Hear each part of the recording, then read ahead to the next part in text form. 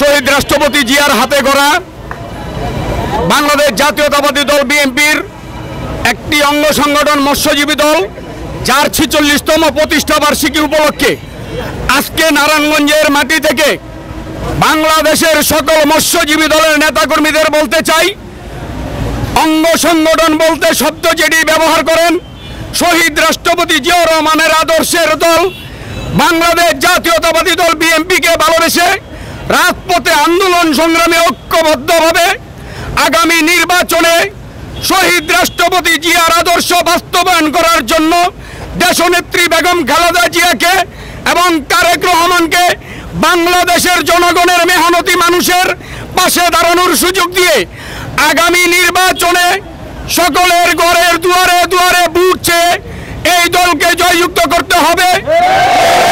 সংগ্রামী সাথী ও বন্ধুগণ, নারায়ণগঞ্জের মাটি থেকে জাকির খানকে যেইভাবে নিষ্ক্রিয় করার জন্য একটি কুচক্র মহল কাজ করছে, যারা কাজ করেছিল ইতিমধ্যে আপনারা দেখেছেন তারা ব্যর্থ হয়েছেন।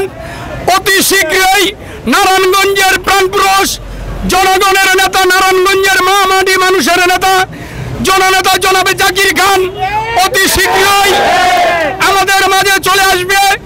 আমরা জাকির খানের জন্য সবাই দোয়া করব, আপনারা সবাই দোয়া করবেন আমরা যেন জাকির খানকে নিয়ে নারায়ণগঞ্জের মাটিতে শহীদ রাষ্ট্রপতি জিয়াউর রহমানের আদর্শকে বাস্তবায়ন করতে পারি।